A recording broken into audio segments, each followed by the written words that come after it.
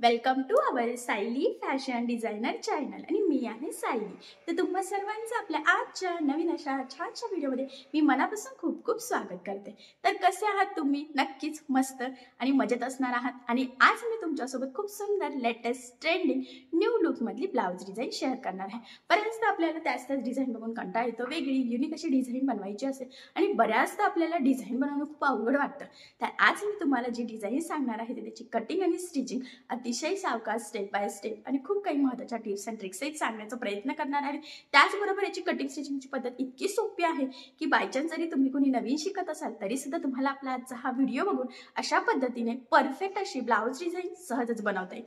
आणि नक्कीच ह्या ब्लाउज डिझाईनमुळे आपल्या साडीला आणि ब्लाउजला खूप सुंदर असं लुक येईल। आय होप सो तुमच्या कस्टमरला सुद्धा अशी ट्रेंडिंग ब्लाउज डिझाईन नक्कीच आवडेल। सो तुम्ही नक्की ट्राय करून बघा। आणि आता आपण वेळ न घालवता आजच्या छानशा व्हिडिओला सुरुवात करूया। तर हा व्हिडिओ तुम्ही स्किप न करता पूर्ण नक्की बघा, जेणेकरून तुम्हाला आपला आजचा हा व्हिडिओ बघून अशी छानशी ट्रेंडिंग ब्लाउज डिझाईन बनवणं खूपच सोपं जाईल, ते देखील प्रॉपर फिनिशिंग जाईल। ठीक आहे। तर हे बघा, इथे तुम्ही बघू शकतात की हा आहे ब्लाउज पीस। खरं तर याचा कलर थोडा वेगळा आहे, असा गोल्डन टाईप, आणि व्हिडिओमध्ये तर तो अजूनच वेगळा दिसतोय। आणि खरं तर हा ब्लाउज असा आहे की हा कुठल्याही साडीवर सहजच मॅच होईल। सो बघा, मग याचा अस्तर आणि मेन फॅब्रिक असं दोन्हींची आपण ऑलरेडी कटिंग करून घेतलेली आहे। आणि सगळ्यात आधी आता याचं मेजरमेंट कसं आहे ते मी तुम्हाला सांगते, म्हणजे तुम्हाला तुमच्या मापानुसार या डिझाईनसाठी सहजच कटिंग स्टिचिंग करता यावी यासाठी। सो बघा, मग हा जो काही ब्लाउज आहे तर या ब्लाउजची जी काही उंची आहे तर ती आहे ते 13, 1 इंच मार्जिन, असं टोटल आपण 14 इंचाला मार्किंग करून घेतली। त्यानंतर हा बोटनेक ब्लाउज आहे, त्यामुळे पूर्ण शोल्डरचं निम्म म्हणजे 7 शोल्डर घेतलं आणि इथे तुम्ही 4 इंचाची गळारुंदी घेऊ शकता। त्याचबरोबर 7 इंच आपण इथे मुंडा सुद्धा घेतलेला आहे। 1ला मार्किंग करून बॅक साईडच्या मुंड्याचा शेप सुद्धा दिलेला आहे।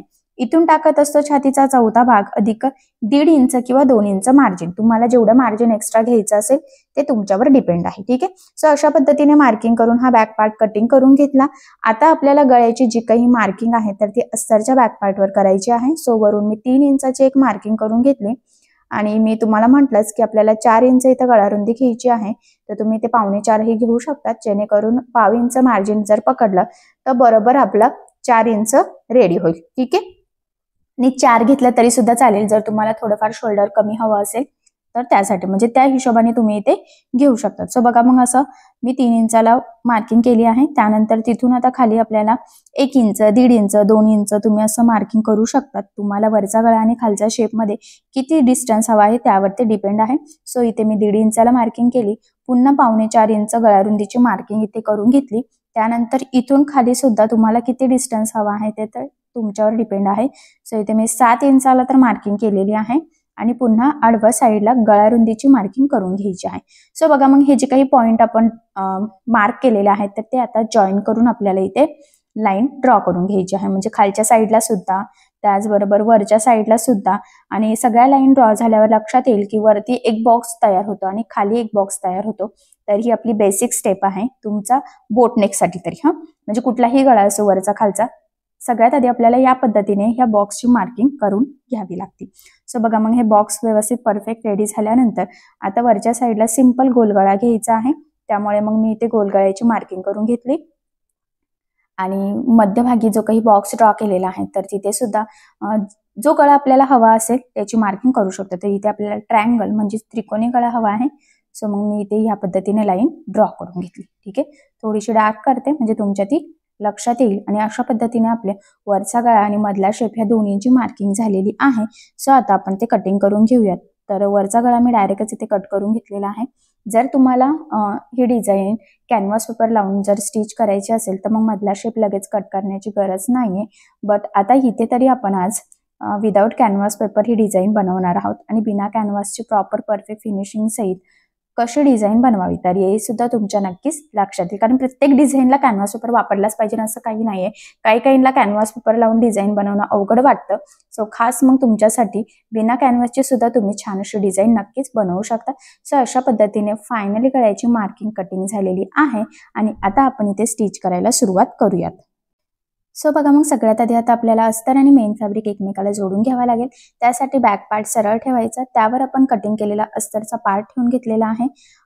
इथे आपल्याला सेंटरला एक पिन लावून घ्यायची आहे वरती आणि खाली दोन्ही साईडनी लावली तरी सुद्धा चालेल किंवा एक साईडनी लावली तरी सुद्धा चालेल. तर मी बरोबर सेंटरला लावून घेतलेली आहे. आणि सगळ्यात आधी मध्यभागी जो काही शेप आहे तिथे आपल्याला टीप मारून घ्यायची आहे. तर इथे टीप मारताना साधारणतः आपल्याला 1/2 इंच एवढं एकसारखं मार्जिन ठेवून टीप मारून घ्यायची आहे. तर ही स्टेप इथे खूप इम्पॉर्टंट आहे, कारण की जर का तुमची टीप थोडी जरी वरखाली झाली तरी लगेच शेप बिघडू शकतो. सो तसं होऊ देऊ नका. परफेक्ट प्रॉपर शेप येण्यासाठी एकसारखं मार्जिन पकडणं खूप गरजेचं आहे.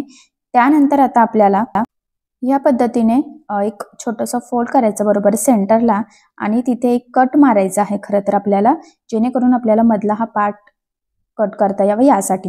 आणि कट मारल्यानंतर हे एक्स्ट्राचं इथे मध्ये मेन फॅब्रिकचं जे आहे ना तर ते कट करून घ्यायचं. एक्स्ट्राचं काहीच ठेवायचं नाही, जेवढं अस्तर आहे बरोबर त्याच लेवलमध्ये ठेवायचं. त्यानंतर इथे आपल्याला छोटे छोटे कट्स मारायचे आहे, जेणेकरून ज्यावेळेस आपण हा पार्ट सरळ करू तर तो प्रॉपर परफेक्ट फिनिशिंग सहित सरळ यावा. त्यासाठी ही स्टेप मोस्ट इम्पॉर्टंट आहे. महत्त्वाचा भाग हा आहे की कट मारताना ब्लाऊजला चुकून कट जाणार नाही याची काळजी घ्यायची, कारण बऱ्याचदा तसं होतं आणि जी आपण टीप मारलेली आहे ना तर त्याच्या अलीकडेच आपला कट येईल, पलीकडे जाता कामा नये. ठीक आहे. सो मग त्यानंतर हे अस्तर आपल्याला या पद्धतीने आतल्या साईडने फोल्ड करायचं आहे, व्यवस्थित सेट करून घ्यायचं. आणि मग आता आपल्याला वरच्या साईडला इथे द्यायची आहे दाबटीप. सो बघा, मग इथे दाबटीप देताना काळजी घ्यायची आहे की जो काही आपला आतला अस्तरचा कपडा आहे तर तो वरती दिसता कामा नये, जेणेकरून आपली फिनिशिंग बिघडायला नको.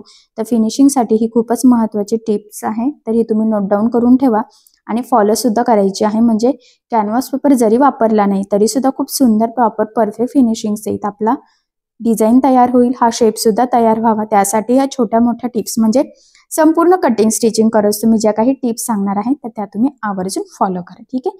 आणि बघा किती छान असा आपला मधला इथे शेप आलेला आहे. आता यानंतर काय करायचं आहे आपल्याला, खरं तर अस्तर आणि मेन फॅब्रिक कडेकडेने एकमेकाला जोडून घ्यायचं आहे. आणि सगळ्यात इम्पॉर्टंट म्हणजे हे जोडताना जेवढं शक्य आहे तेवढं कमीत कमी मार्जिन आपल्याला पकडायचं आहे, कारण हे मार्जिन आपण कटिंग करताना कुठेही कॅल्क्युलेट केलेलं नसतं. त्याचबरोबर जोडताना कुठे गोळा होणार नाही, तिरकं जाणार नाही. तर या छोट्या मोठ्या गोष्टींची सुद्धा काळजी घ्यायची आहे, कारण गोळा होऊ शकतं, तिरकं जाऊ शकतं किंवा कधी कधी मध्ये फुगाही येऊ शकतो. सो तसं होऊ देऊ नका. आणि हा जो काही वरचा गोलगळा आहे ना तर तिथे सुद्धा आपल्याला परफेक्ट अशी इथे टीप मारून अस्तर आणि मेन फॅब्रिक खरं तर एकमेकाला जॉईन करूनच घ्यायचं आहे. म्हणजे मधला शेप आधी रेडी करायचा आणि त्यानंतर सगळ्या साईडने आपल्याला हे जोडून घ्यायचं असतं. आता हे जोडून झाल्यानंतर जे काही एक्स्ट्राचं मेन फॅब्रिक आहे सगळ्या साईडचं, जे कमरेच्या साईडचं असो, साईडने असो, गळ्याच्या मध्ये असो, हे सगळं कट करून परफेक्ट मापाचा बॅक पार्ट इथे रेडी करून घ्यायचा आहे आपल्याला. कारण तुम्हाला सगळ्यांनाच माहीत आहे अस्तरवर आपण परफेक्ट कटिंग करतो, पण ब्लाऊज पीसचा कपडा आपण थोडंसं एक्स्ट्राचं मार्जिन ठेवून कटिंग करत असतो.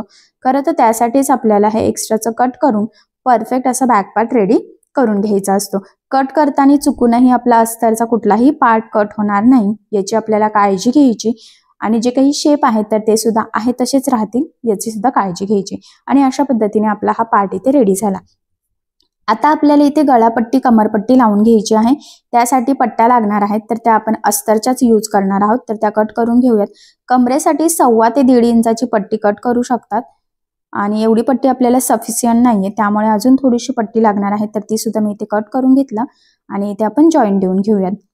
ठीक आहे. तर बघा, टीप मारली की पुन्हा सरळ करून त्याच्यावर दाबटीप द्यायची, म्हणजे कुठे जॉईंट आहे हे लक्षात येत नाही आणि फिनिशिंग सुद्धा खूप सुंदर येते. आता बघा इथे ना सगळ्यात आधी आपल्याला गळ्याला जी काही पट्टी लागणार आहे ना तर ती लागणार आहे स्ट्रेचेबल कपड्यामध्ये, म्हणजेच तिरक्या कपड्यामध्ये. कारण की गळा हा गोल आहे आणि गोलाकार गळ्यासाठी कपडा स्ट्रेच होणं, ताणणं खूप गरजेचं आहे. आणि तिरका कपडा हा स्ट्रेचेबल असतो, सरळ कपडा हा स्ट्रेच होत नाही, त्यामुळे आपल्याला नेहमी तिरक्या पट्ट्या काढाव्या लागतात. आता ह्या 1 इंचाच्या पट्ट्या काढलेल्या आहे आणि जॉईंट देताना फक्त डबल टिप द्यायची. इथे आपल्याला दाबटीप द्यायची गरज नसते. जर दाबटीप दिली तर तिथे कपडा टाईट होतो आणि तिथून तो ताणत नाही आणि आपल्याला स्ट्रेचेबल कपडा हवा आहे. आता ही पट्टी ह्या पद्धतीने फोल्ड करायची आहे आणि साधारणतः 1/2 इंच एवढं एकसारखं मार्जिन ठेवून गळ्याला आपल्याला ही पट्टी इथे लावून घ्यायची आहे. सगळ्यात आधी आपण गळा प्रॉपर परफेक्ट फिनिशिंग सहित इथे रेडी करत आहोत आणि मार्जिन सुद्धा एकसारखं राहील याची आपल्याला खरं तर इथे काळजी घ्यायची आहे, कारण की ते मोस्ट इम्पॉर्टंट आहे. आणि फायनली बघा, आपण इथे ही पट्टी लावून घेतली, एक्स्ट्राची कट केली, त्यानंतर गळ्याला द्यायची आहे छोटे छोटे कट्स, जेणेकरून आपली ही पट्टी ज्यावेळेस आपण आतमध्ये फोल्ड करू तर ती व्यवस्थित फोल्ड व्हावी आणि गळ्याचा आकार सुद्धा आपल्याला जसा हवा आहे तसा यावा, त्यासाठी ही स्टेप मोस्ट इम्पॉर्टंट आहे. त्यानंतर आतमध्ये फोल्ड केल्यावर बघा ह्या पद्धतीने आपल्याला सिंपल अशी टीप मारून घ्यायची आहे. इथे तुम्ही दाब टीप देऊन नंतर हात शिलाई सुद्धा करू शकतात, पण डायरेक्ट टीप मारली तरी सुद्धा चालणार आहे, कारण नंतर आपण इथे लेस वगैरे लावतो तर हा पार्ट पॅक आपला होणारच आहे. सो अशा पद्धतीने आपला परफेक्ट असा गळा इथे रेडी झालेला आहे. यानंतर आता आपल्याला खरं तर कमरपट्टी सगळ्यात लास्ट लावायची आहे, बॅक साईडला टक्स टाकल्यानंतर, बाकीची डिझाईन वगैरे बनवल्यानंतर. ठीक आहे. आता यानंतर डिझाईन बनवण्यासाठी आपल्याला इथे छोटे छोटे चौकोन तयार करून घ्यायचे आहे. तर हा मी कपडा घेतलेला आहे ब्लाऊज पीसचाच. तर आधी सेंटरपासून कट करते. खरं तर इथे 1.5 बाय 1.5चे जरी छोटे छोटे चौकोन बनवले तरी चालेल, किंवा 2 बाय 2चे, म्हणजे तुम्हाला किती म्हणजे छोटं मोठं कसं पद्धतीचं त्रिकोण बनवायचं आहे खरं तर त्यावर ते डिपेंड आहे. आणि मी अगदी छोटे छोटे चौकोन इथे कट करून घेत आहे, कारण की मला अगदी छोटे छोटे त्रिकोण हवे आहेत आणि भरपूर सारे मी इथे कट करून घेतलेले आहे, म्हणजे सोबतच ना, त्यामुळे ते जास्त झालेले आहे. आणि ह्या पद्धतीने फोल्ड करून छोटे छोटे त्रिकोण तयार करायचं. तर मी हे अंदाजे कट केलं होतं, त्यामुळे साईडने एक्स्ट्राचा कपडा हा राहणारच आहे. पण आधी फोल्ड करून व्यवस्थित त्रिकोण बनवून मी फक्त टीप मारून घेते आणि नंतर ते एक्स्ट्राचं कट करून परफेक्ट असे छोटे छोटे त्रिकोण आपले नक्कीच इथे रेडी होणार आहे. सो जेवढं कट केलेलं आहे तेवढे सगळेच मी इथे तयार करून घेणार आहे. आणि यानंतर बघा हे कट करून सेपरेट करायचं, कारण की आपण सोबतच एक झालं की एक झालं की असं एक एक पटपट बनवून घेतलेलं आहे. जर एक एक बनवत राहिलं असतं तर खूप टाइम गेला असता, त्यामुळे मग पटपट करणं खूप गरजेचं होतं. आता हे कट करून सेपरेट केल्यावर मी म्हटलं होतं की आपण अंदाजे चौकोन बनवले होते, त्यामुळे ते किंचितसं एक्स्ट्रा येऊ शकतं. सो ते कट करून आपल्याला एकदम परफेक्ट असे छोटेसे त्रिकोण इथे बनवून घ्यायचे आहे. आणि खरं तर त्रिकोण बनवण्याची ही खूप सोपी पद्धत आहे. तर 2-3 पद्धती आहेत, त्यातली ही एकदम सोपी आहे. कमी कपड्यामध्ये छान व्यवस्थित मोठं असं त्रिकोण तयार होतं. आणि हे सगळंच एक्स्ट्राचं कट करून आता भरपूर सारे त्रिकोण मी इथे रेडी करून घेतलेले आहेत. जर कमी पडलं तर आपण अजून बनवून घेऊयात, पण मला असं वाटतं एवढं पुरू शकतं. ठीक आहे. सो बघा मग आता एवढे आपले त्रिकोण रेडी झालेले आहेत. आणि आता आपण ते बॅकनेक डिझाईनला लावायला सुरुवात करूयात. तर सगळ्यात आधी इथे मध्यभागी आपल्याला लावायचं आहे. बघा ह्या पद्धतीने फक्त खालच्या साईडला लावायचं आहे, पूर्ण शेपला आपण इथे लावणार नाही आहोत. ठीक आहे. सो बघा मग व्यवस्थित एकसारखे छोटे छोटेच आपल्याला पाहिजे आहेत, तर ते कमी जास्त होणार नाही याची सुद्धा आपल्याला काळजी घ्यायची आहे. सुरुवातीला अगदी व्यवस्थित डबल टिप देऊन लॉक करायचं आहे आणि मग बरोबर एक एक आपल्याला त्यामध्ये ऍड करत इथे लावून घ्यायचं आहे. खरं तर त्रिकोण बनवण्याची आणि लावण्याची खूप सोपी पद्धत आहे. आणि हे त्रिकोण लावल्यामुळे काय होईल की आपली ही डिझाईन अजून सुंदर असं उठून दिसणार आहे. आणि तुम्ही इथे कॉन्ट्रास्ट कलरचे पण त्रिकोण बनवू शकतात जर का साडीचा कपडा यूज वगैरे केला तर. पण हा ब्लाऊज पीस असा आहे की हा कुठल्याही साडीवर इझिली मॅच व्हावा यासाठी स्टिच करत आहोत. सो त्यामुळे मग मी इथे सेमच कलरचं यूज केलेलं आहे. ठीक आहे. तर बघा एकदम छान परफेक्ट प्रॉपर फिनिशिंग सहित एकसारखे त्रिकोण लावून घेतले. त्यानंतर हा जो काही वरचा गळा आहे ना, तर इथे सुद्धा आपल्याला हे त्रिकोण लावून घ्यायचे आहेत. तर इथे सुद्धा फक्त एकच काळजी घ्यायची आहे की जे काही आपण त्रिकोण लावतोय तर 2 त्रिकोण मधला डिस्टन्स म्हणजेच अंतर कमी जास्त व्हायला नको. एक खूप जवळ एक खूप लांब असं नको, एकसारखं लावा.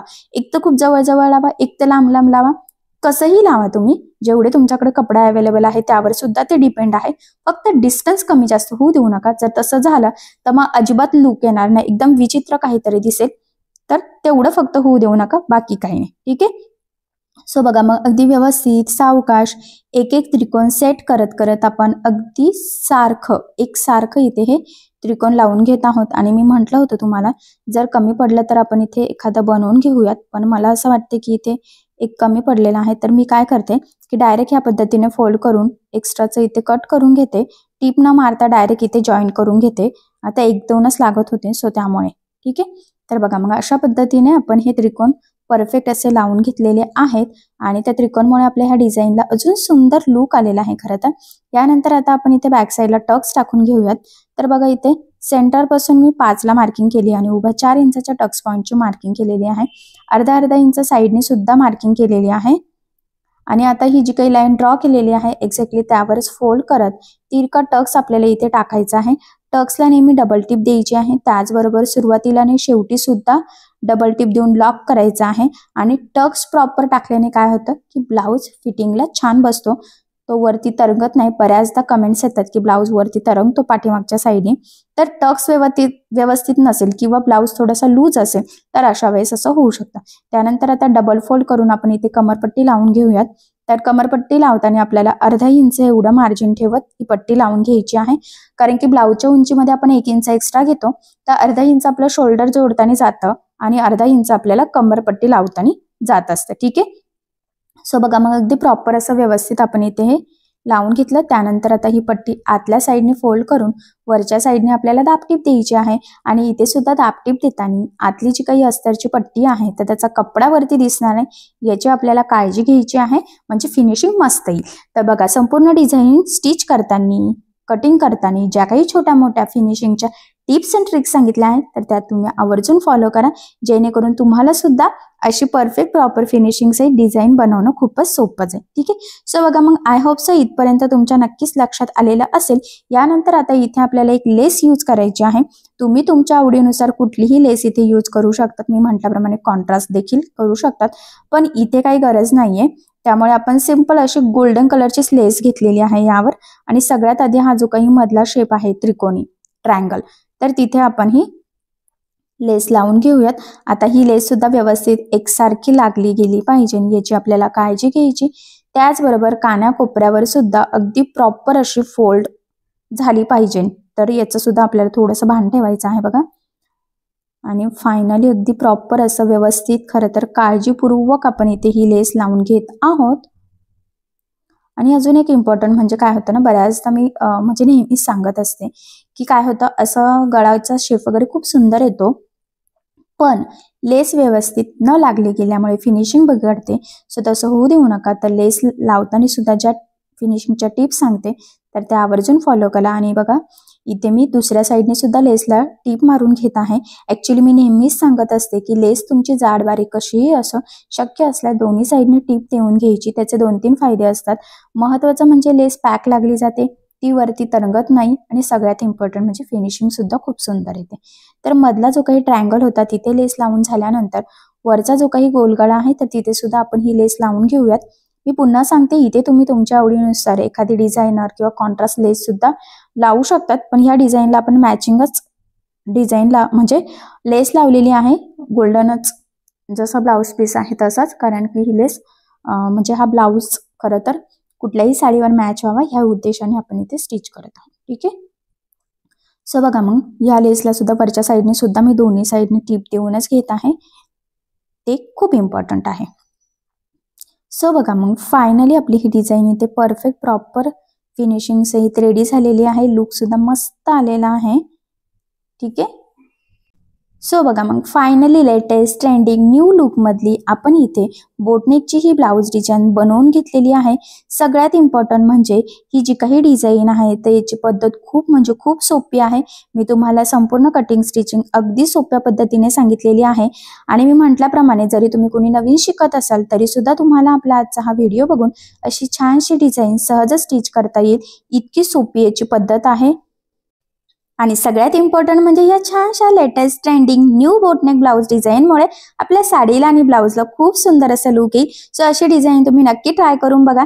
त्याचबरोबर या छानशा डिझाईनची आयडिया तुम्ही तुमच्या कस्टमरला सुद्धा नक्कीच देऊ शकता. ठीक आहे. सो मग अशी डिझाईन तुम्ही नक्की ट्राय करून बघा. तर बघा मग फायनली आपली छान अशी डिझाईन रेडी झालेली आहे.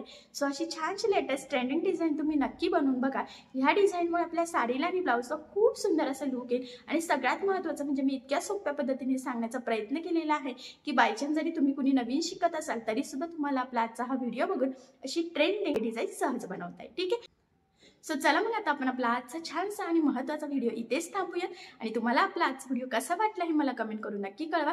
त्याचबरोबर आपला व्हिडिओ आवडला असेल व्हिडिओला लाईक करायला विसरू नका. आणि असेच नवनवीन छानसे व्हिडिओज बघण्यासाठी आपल्या सायली फॅशन डिझायनर या चॅनलला लाईक करा, शेअर करा आणि सबस्क्राईब करायला विसरू नका. ठीक आहे. सो चला मग भेटूया पुन्हा नवीन अशा छानशा व्हिडिओमध्ये. तोपर्यंत टेक केअर, काळजी घ्या.